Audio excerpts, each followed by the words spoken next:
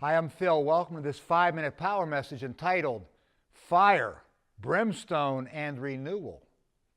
I love Revelation 21. It says in verses 5 and 6, "And he who sits on the throne said, Behold, I'm making all things new. These words are faithful and true. I am the Alpha and the Omega, the beginning and the end." That passage references Jesus, and it says, I repeat, that he will make all things new. All things that already exist, like new. I like renewal. Now, John 1 declares that Jesus created all things. So work with me here.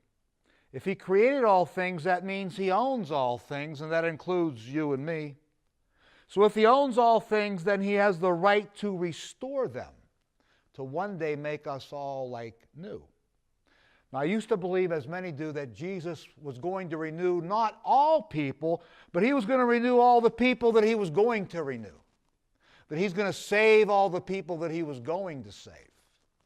But some of all doesn't equal all. And the fate of those who will not be renewed, I used to believe, is that they would be thrown out, perished, destroyed, burned in hell forever. Well, it appears that folks of this mindset do have some high ground to stand on. 2 verses later, Revelation 21:8 seems to disqualify some citizens.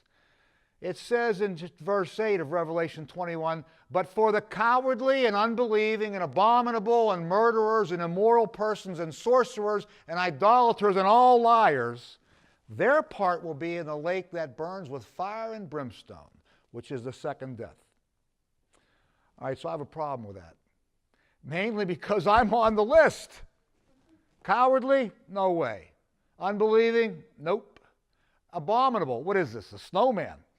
It refers to those that are extremely repugnant or offensive. Now, I may be repugnant and offensive, but I'm not extremely that way. Come on.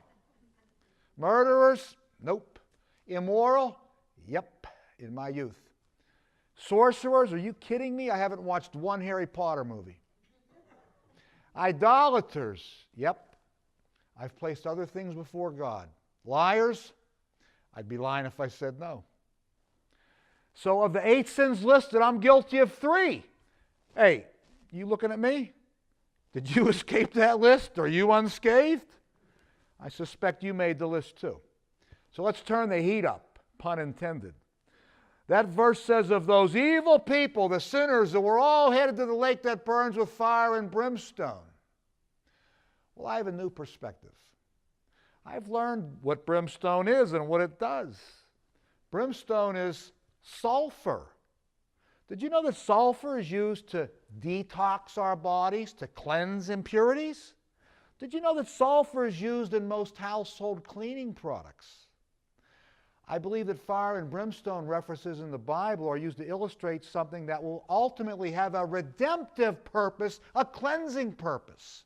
Fire that burns away sin, but not sinners. I believe sins get burned, people get saved.